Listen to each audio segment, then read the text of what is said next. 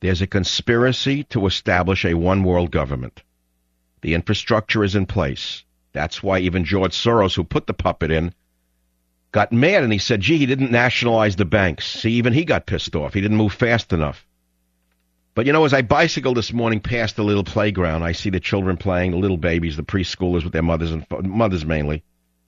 I listen to children running, and I love the sound of children. I've always lived near a school or a church most of my life, wherever I was. For some reason, like always in the background, I hear schoolyard or church bells, ever since I've been a kid. And it's a part of my, sense of civilization and order. I listen to the children's laughter and the running and the screaming in the sandbox, so to speak. And I say, children really don't change. They're the same. They're wonderful. They're free spirits. Some are nasty. Some are nice. Some are aggressive. Some are passive. Some are frightened. Some are not frightened. They're born that way, most of them. You can change them up to a certain point. But beyond that, most children are still what they always have been and what they will always be. But I look at the children. I listen to them. And a part of me says, oh, these poor children. I said, oh, God, I fear for these children.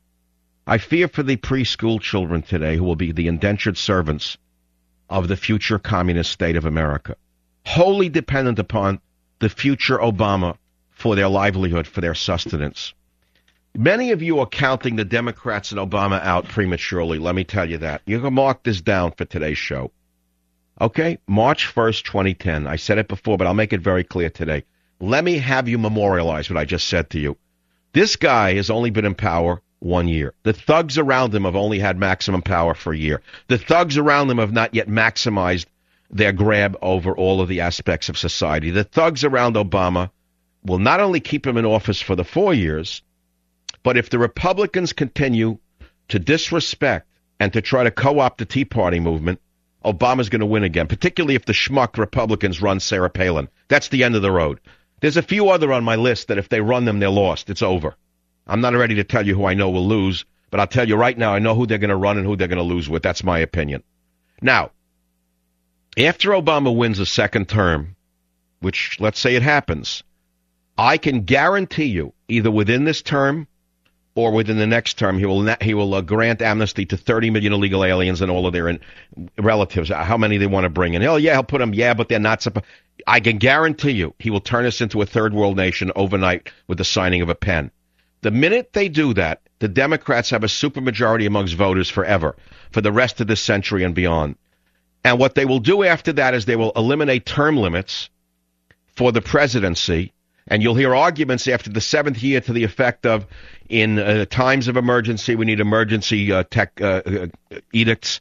We're therefore, with the stroke of a pen, eliminating term limits for the presidency because we need Obama for another 4 years. And we're liable to have this guy as a president for the rest of your life. You say it can't happen? I say it can happen. I would say that there's odds that it could happen. Let's put it to you that way. No one has a crystal ball, but I'm watching this man. I'm watching this narcissist. I'm watching this egomaniac, and I am watching the power-mad thugs around him, and I know this man's philosophy, and I'm telling you what I just said to you could happen. I didn't say it will. The man is not a master of deceit, by the way. He's a terrible salesman. He was a master of deceit during the campaign. Certainly I didn't fall for it because I was raised on Abe Lincoln. My father taught me when I was 4 or 5 years old. Abe Lincoln said, he'd hold my hand, he'd say to me, he said, Michael, remember what I'm going to tell you because a great president said this. And he said, you'll find it to be true your whole life. You can fool some of the people some of the time, and you can fool some of the people all of the time, but you can't fool all of the people all of the time. Abe Lincoln. I never forgot it. Now, Obama fooled some of the people some of the time, and Obama's fooling some of the people all of the time, but Obama's not fooling all of the people all of the time. Now play Obama said there'd be a day like this, and I'll take a breather and come back in a second. I'd like to hear Obama said there'd be a day like this because I want to hear it. That's there'll be days like this. There'll be days like this. Mama said. Obama said there'd be days like this. Obama said.